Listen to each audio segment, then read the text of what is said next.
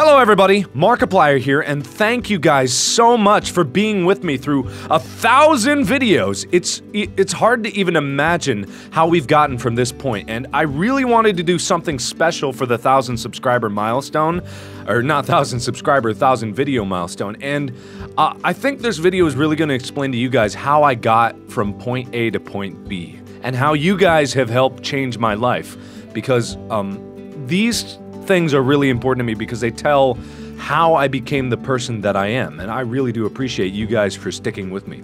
So here we go! I was born on an island in the middle of the Pacific Ocean called Oahu, which is the third largest island of Hawaii, and home to the city of Honolulu, where I was born on a military base. My dad was a career Army man. He had been in the Army 23 years before he retired, and apparently, while he was stationed in Korea, he met my mom. A pretty common story I've heard, but the result of them meeting was me, a beautiful baby. That is not really beautiful there, but my artistic skills are lacking. Anyway, regardless of all of that, I was born, and I was born awesome and muscular. I was a gigantic baby, apparently, which my mom reminds me of every once in a while. I was 10 pounds and 3 ounces, and therefore they named me Mark. All muscle, of course. Don't doubt me! Shortly after I was born, my dad retired from the military to pick up a job as a layout artist for a book company of some sort. But either way, we ended up in Cincinnati, Ohio, of all places. Not really sure why, because I don't think we really have any family here. Either way. We moved into this awesome home with a gigantic backyard that led into these really amazing woods where me and my brother spend most of our time. I mean, if we weren't on the computer, we were out in the woods playing in the creek, picking up tadpoles, cutting vines, swinging on them. I mean, we really bonded together over those woods, and that's one of the things that I miss most about that house. But when we weren't in the woods, we were playing on this magical device called the computer that my dad introduced us to at a very early age. I mean, seriously, this thing blew my mind at the time because I could not imagine ever living without it. I mean, he told me stories about how computers were ancient and filled up entire rooms, but I was just flabbergasted that it could do what it did. I didn't even know about the internet back then. There were a few games on the computer, but the real experience that I got from gaming came from the Super Nintendo system that my brother got for Christmas. I mean, this thing was the reason that me and my brother are so close today, because we played so many games together with it. That's my brother over on the left. His name is Tom, and that's me on the right. As you can tell, I am still more awesome, but he's a pretty cool guy, and I don't think I'd be who I am today without him. Sadly, it wasn't all happy times back then. My dad and my mom fought a lot, and by fought a lot, I mean my mom fought a lot, and my dad had to reciprocate. She wasn't happy where she was, and, well, we didn't understand why, but me and my brother just tried to distract ourselves with video games. You know, try to ignore it what we can. But eventually, that stopped working. It was pretty inevitable, but the divorce finally came. I mean, we were pretty sad, but we were more sad to see our dad just kind of cave in. I mean, we were out of money, half of the income was gone, so we had to lose the house. We couldn't buy as many games as we had before, so we lost out on a lot of gaming, but at least we got to keep the computer, and that's what really sparked my love of computers and technology. I should also mention that I was a pretty dumb kid. Me and my brother had a contest where we would try to jump as high as we could off the stairs and see who could land on a cushion at the bottom. I was gonna win, but I ended up cracking my skull open on the bottom step. This will make more sense later, but as I mentioned before, I was a dumb kid. When we moved out of the house, I could no longer go to the private school that we were going to, which was perfectly fine with me because I didn't really care, but it's all that I knew. I didn't even understand what lockers were all about when I went to the new school. I mean, just everything was perfectly foreign to me, and I didn't have an escape, I didn't go to the woods anymore, and I lost pretty much all of my friends and had to start all over. It was a pretty dark time for me because I had no idea what I was doing. But anyway, I made some friends, but I accidentally did something else stupid, and I was having a how far at the monkey bars can you jump contest, and I was gonna win, but I ended up falling on the ground and breaking my arm, like, really badly. Both bones and stuff, they were popping out everywhere. But this is actually a good thing, That's my brother there, shocked. But this is a good thing because this led to me finding some friends. And you may ask, well, how did that happen? Well, it happened like this. I had a cast on my arm and couldn't do things like sharpen my pencil. So this really awesome guy named Drew decided that he was gonna help me. And Drew is a tall redhead, but he was a cool guy anyway. He also got me more into band, which is where I made a bunch more friends, and where I blew his face off with my awesome trumpeting skills. Eventually, after dating around for a long time, my dad found someone that we could all agree on. She was pretty much the nicest person that we ever met, and her name was Dee. I mean, I agreed with her because she bought us a PlayStation 2, and I was pretty excited at the time. But also, she did something that we couldn't do at that time, and she made my dad happy. And that was pretty much the most important thing that anyone could do.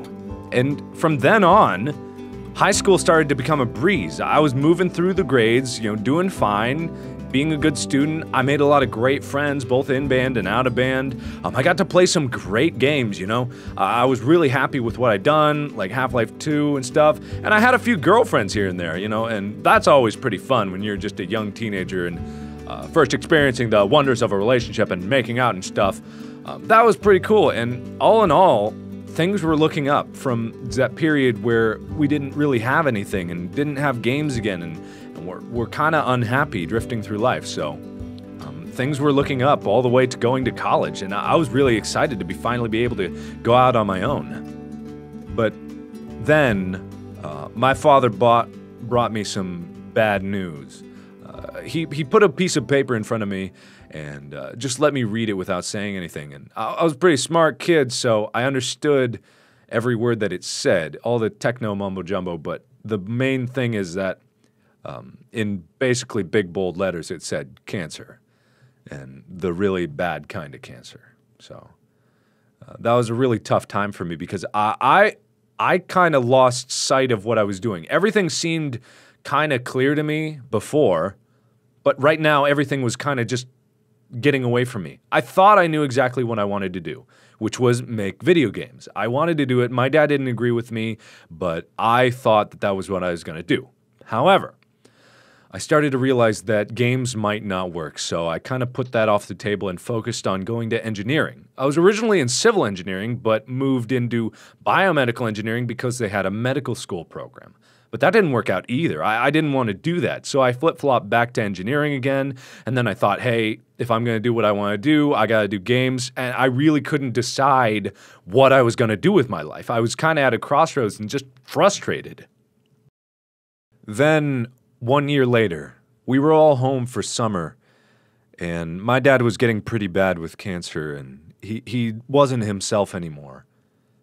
But one morning, we were all woken up by my stepmom, Dee, screaming, and we went downstairs to see that my dad was dying.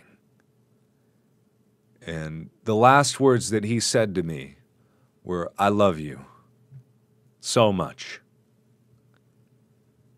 And I held my dad's hand as he died.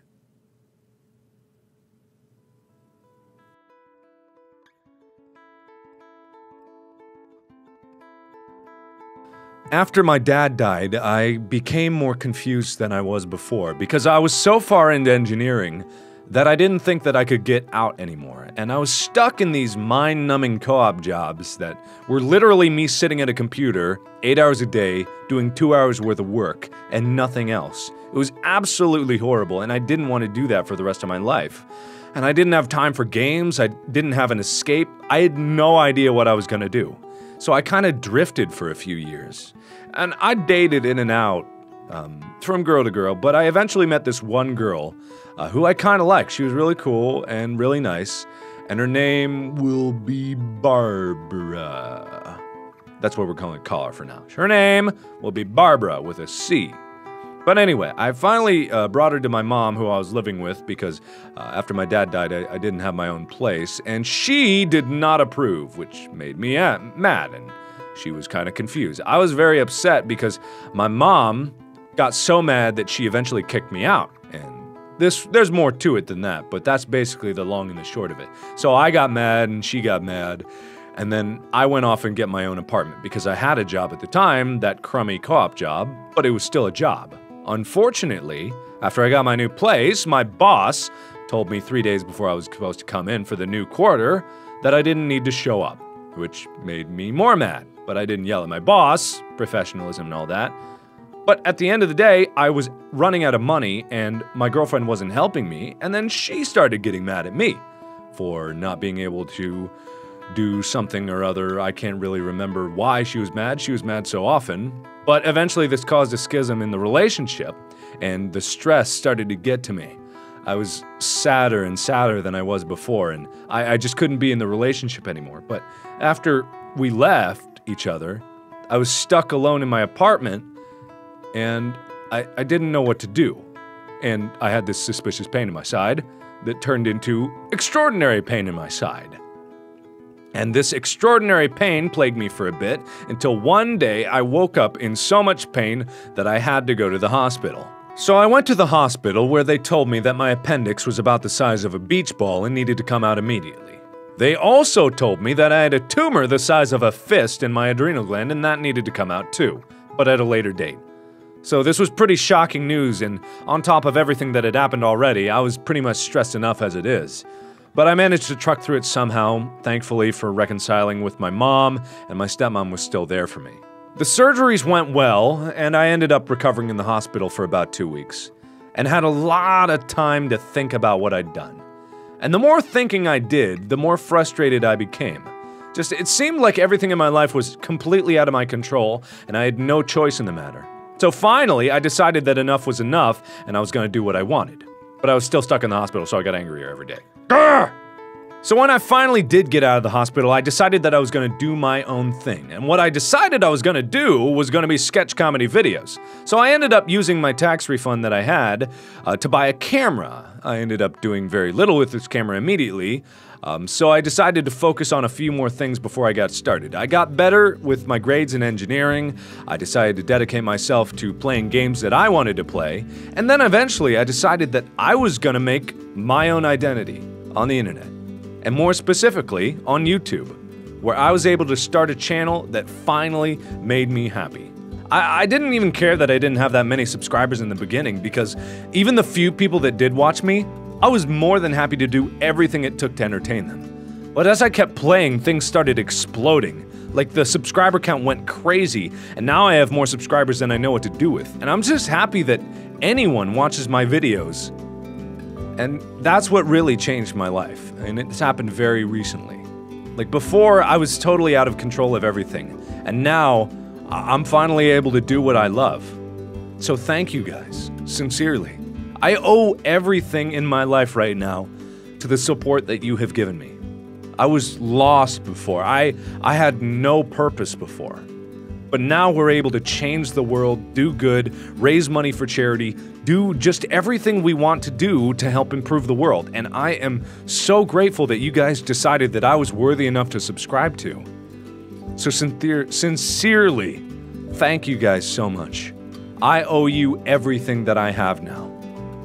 And I wouldn't have it any other way. You guys are the best fans in the world. So thank you again so much.